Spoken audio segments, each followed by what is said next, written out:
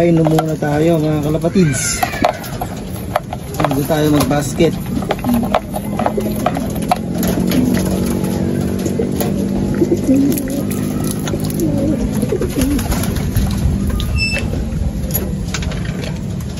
Good day mga kalapatids. So ayan, makikita nyo, nilagyan na natin kanina ng kawayan. Nasa ganon, hindi na sila tumambay. So maninibago nga lang sila. Pero nung mga bata pa sila, mga young bird, naranasan na nila yan. So nawala nga lang nung hinangin. So kanina nilagyan natin. Ayan. So tamang-tama, meron kaming loading ngayon. So Laguna. Kaya bukas na maga, masusubukan na natin yan. Ayan. So baka dagdagan ko pa yan bukas kasi sa bandang doon sa likod, hindi pa ganun kapulido. Ayan o.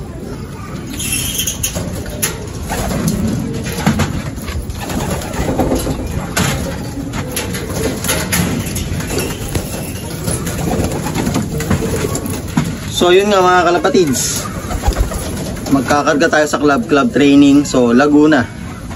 So nag-skip nga sila mga kalapatids ng 2 training dahil naglusaw sila. So ngayon naka-recover naman na, pero minomonitor pa rin natin mga kalapatids. Dahil usong-uso pala mga kalapatids yung naglulusaw, kulay green, hindi bang green, para siyang yung pagkain nadadigest niya pero lusaw.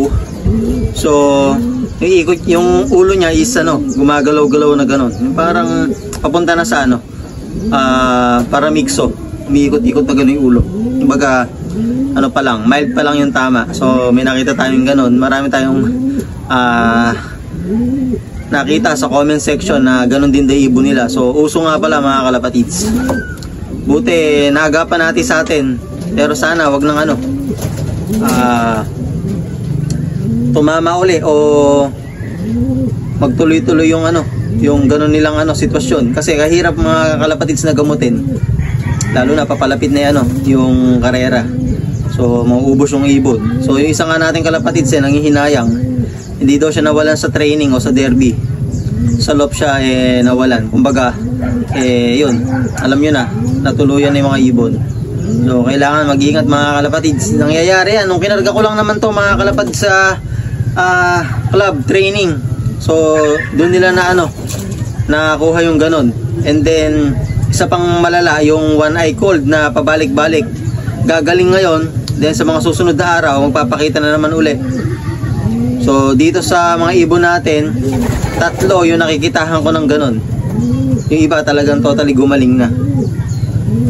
Eto, medyo itong grizzle na ito nasa harap ko, parang goods na siya kasi ito yung ginamot ko nung nakaraan. So yun nga, dahil sama-sama sila dito, yun, pag-uwi ng mga ibon natin galing club training, so siguro naipapasa. And then sa inuminan, laway sa laway, talagang maipapasa nila. So kung natin mga kalapatids, kakarga natin ngayong araw.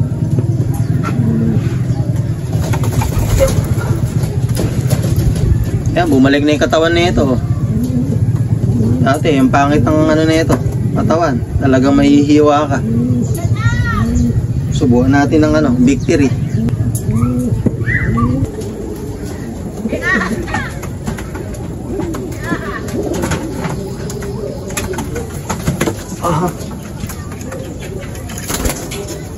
Ang hirap nga mga kalapatids nang may tama yung ibon. At ikaw hindi mapakali kung paano yung gagawin mo. Pero may mga basic nga na ginagawa mga kalapatids. Maganda pagka ganon, naglulusaw na, tulad na sinabi ko. And then mga suggestion ng mga kalapatids na veterano, yung mga light lang na patuka, kumbaga mga small seeds and then pellet, yun ay talagang malulusaw at malulusaw.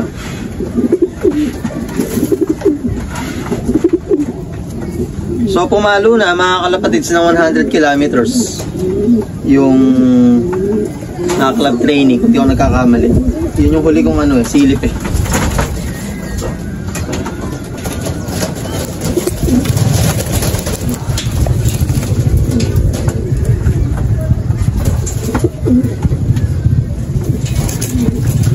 Tapos magsusuka yung mga ibon na ganun yung tama. Ang hirap, makikita nyo na lang sa loob nyo, watery, tapos kulay green, tapos sinuka pa yung patuka. Yun, kailangan tutukan yun mga kalapatids. Pag hindi, sigurado mauubos na yung ibon, mawawala na sa training. Kahit pa paano naman mga kalapatids, nakikitahan ko naman ng lakas na yung ibon natin, na-recover na kahit pa paano. Dahil naglo-low play na sila ng maganda.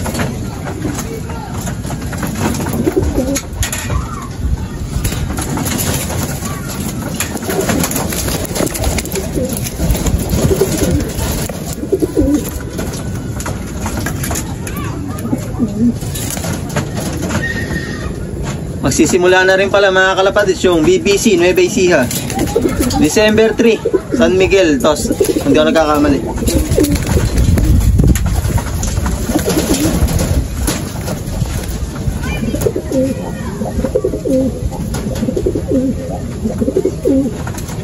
Bakbaka na mga kalapatids, hanggang dulo yun, Tacloban, Patibayan ng ibon mga kalapatids.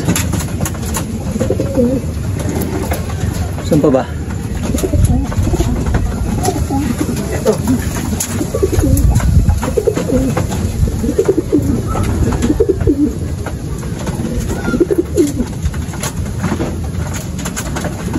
Sana sa mga warriors natin may dumulo mga kalapatids. Napakailap na ito. Ulitin ko lang So 3, 4, 5, 6, 7, 8. Ayan. So ayun mga kalapatids, let's go, tara sa loading station.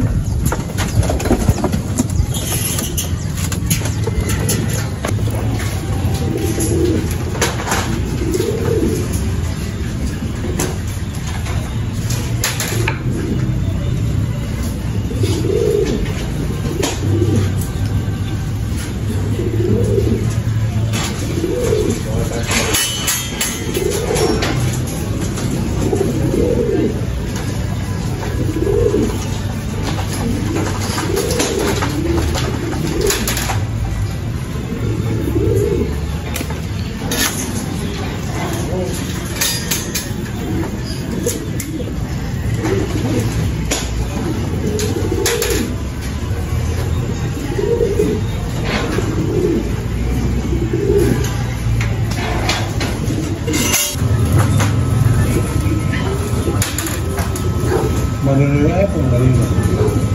iPhone na naman, 13. 13 ko.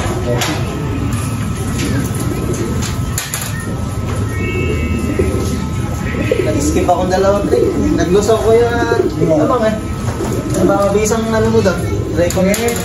Sa akin, pakano ka ng battery mo. Sa ako ng battery mo. Battery lang. Parang ginagawa pala ni Chris. Dati ginagawa ni Chris Ano market? Bigay mo ng phone para okay. Pero kuya ma'am, kumakain. Tapos malakas rumonta. Lusaw lang talaga. Tapos di ko nga pa yan. Katindi ka ako na. Kaya natakot ako talaga. Baka ako Ano ba yung sakit yun? Oo, nahirap di ba pagkaganon po hindi nakakain. Mahina ng lumipat.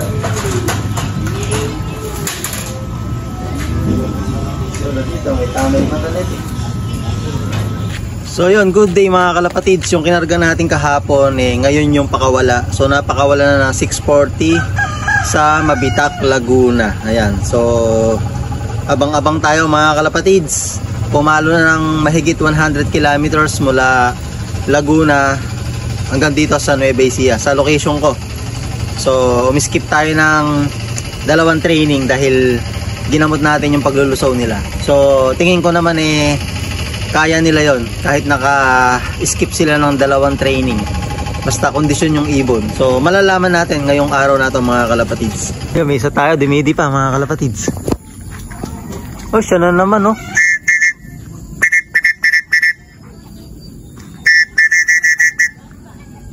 Siya na naman.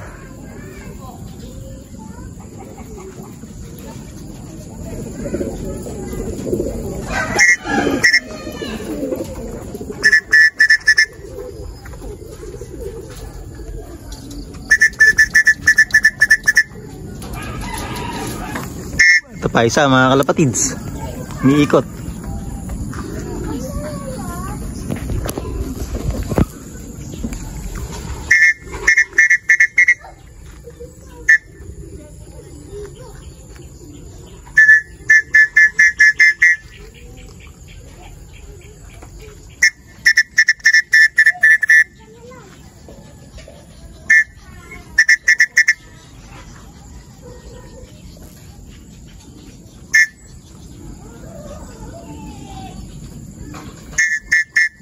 Ay ilang doon sa nilagay nating kawayan Pero yung isa bumaba agad sa landing board.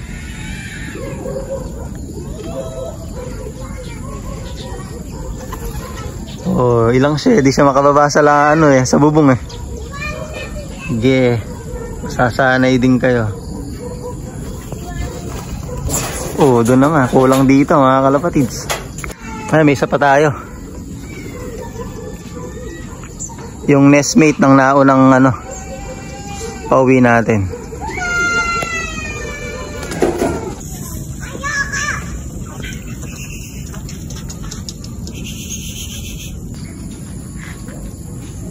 Yun, 2 na. Ayun na si itim. So meron na tayong 5 mga kalapatids.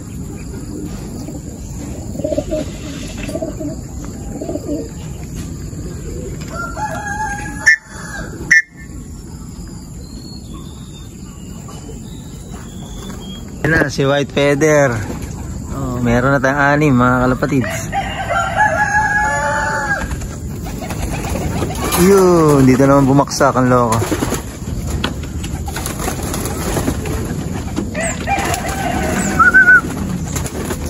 Ayan pa, may dimidi pa tayo. Galing doon, Saragosa. Hatak.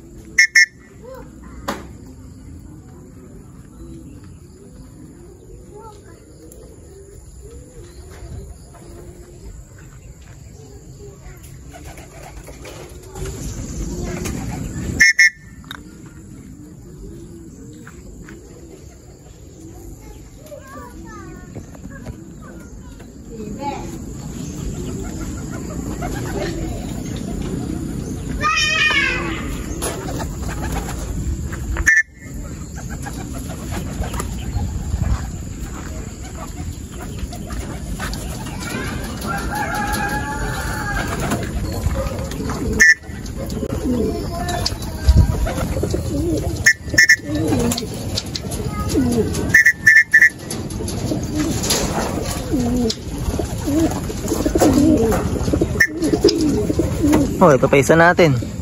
So, 2 na lang kulang. Na ilang sa akin 2 na lang kulang natin.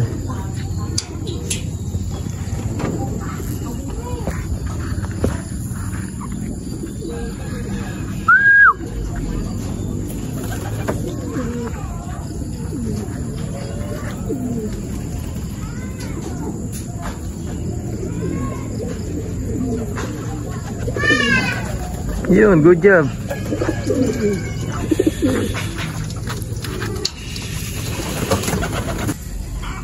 Ito isa oh.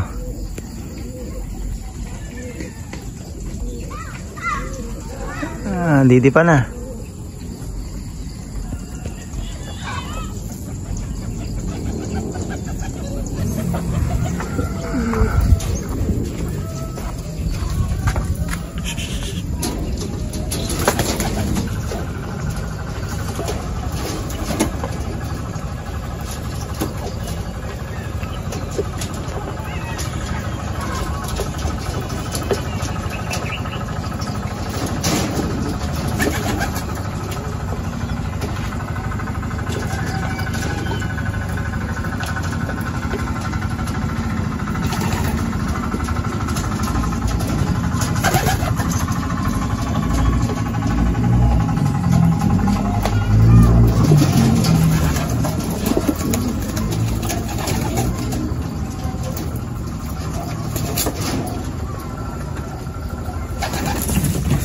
Yan, pinakain na natin mga kalapatids. Yun o.